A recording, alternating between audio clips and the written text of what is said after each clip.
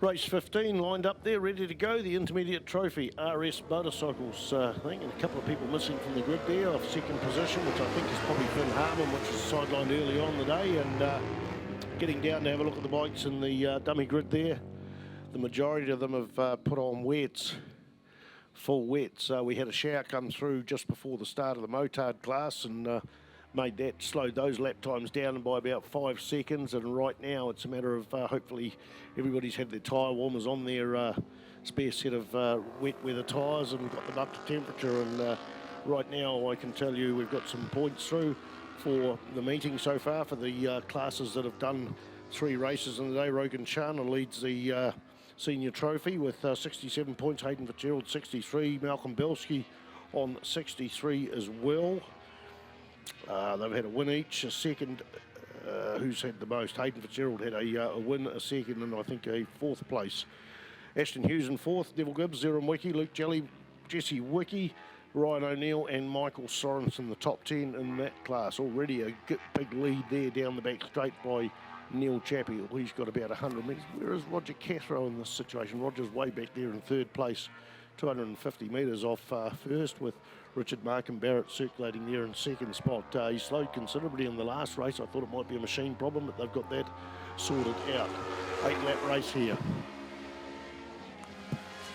The meeting has been declared wet earlier on in the day, so there is no time allowance for people to change their tyres, and I'm not too sure whether we're going to get much more or any more rain come through. So difficult conditions for everybody out there on the track. The motard class, Cud Scott there with 72 points, leads Tony Hirony, 65 points, Mark Oliver, 54 points, and Michael Kyle on 54 points as well, with Roger Bland in behind him there in 5th spot, Glenn Brown, John Oliver, Wilson Woods, and a DNF for James Clark. So that's 8 point scorers in that class. Looking out onto the track at the moment, with just 1 lap down, we're running around the 122s at the moment, and Neil Chappell on this beautiful 650. I was struggling earlier on today to work out what actual bike it was. Being in the commentator's box, I can't hear things unless I stop talking, and we're here to inform you about the racing of the day. But I looked at the bike, could see 2 exhaust pipes and heard him warming up on his bike while I checked up tyres, and it's definitely a 650cc ER6 Kawasaki, and it's got a beautiful exhaust pipe mid-speed titanium system on there, and here he is lining up to do another lap down the front straight. We had a 122.099 for the first standing start lap. We're down into the 19s now, and 2nd spot there on the 250cc 2-stroke. The number 47 machine, the Speed Junkie NSR 300, Richard Markham Barrett, and a battle on here for 3rd place between Roger Cathro and number 17, Chris Beams. Now, Roger Cathro is usually what I would call a wet weather specialist, but possibly struggling today as we see Chris Beams go up on the inside of him into turn 1. So I'm sure I saw Roger Cathro out there on wets, but it's just him getting to grips with how it's all going, and how his bike setup is so struggling at the moment, but still enough to do 4th place. He's definitely slower than he should be out there, but at the end of the day, the man's riding with his head and not throwing it all away and injuring, possibly having injuries and machine damage as well. So I'm expecting Roger to sort of get a little bit quicker as it comes along. Uriah Ryken's out there on the 2005 450 Suzuki. Never came out of the factory as a 450, came out of the factory as a 600, but as I've said all day today, a lot of guys are getting these bikes, disabling one cylinder and turning them to 450, which makes them eligible for the class here at the moment, the Intermediate Trophy, and also the New Zealand Superlight Formula 3 class. Formula 3 at the Suzuki Series, which the dates are out now. There's still the Taupo, then Manfield, and then the famous Cemetery Circuit. They are a week later than normal because of the way the weeks are revolving over there. So, and of course that same bike is eligible for the Superlight class, which is what the Formula 3 is called at the New Zealand Superbike Championship level. So Neil Chappell goes through there, and we've had Richard Markham Barrett go through there. Beams held on to his lead there from Roger Cathro there. He's got that lead. In fact, he's broken away from there. I think Roger Cathro has lost another place there. Uriah Ryken's gone through on the inside. Yes, we can see that happening going up into the Toyota quarter. So interesting to catch up with Cathro and see what has happened here, because as I mentioned before, he is what I would consider a wet weather expert and certainly puts on a show in the dry, but ups the ante a little bit in the wet. And behind him is Uriah Ryken on the black machine, with Chance Oliver Stevenson there on the SV650, somewhere out on the track in 6th position. Having a look, can't even see where he is actually. Chance Oliver Stevenson, he had a crash earlier today in the left-hander in the S's, but he's back out there. In fact, I think that's Chance Oliver Stevenson down through the centre straight with his hand up in the air, so he's out of action. So he's pulling over going into Higgins, as we see Neil Chappell on lap 4 come through, and still the fastest man on the track. Joan. All right, Chance is a girl, sorry. What's the chances of that?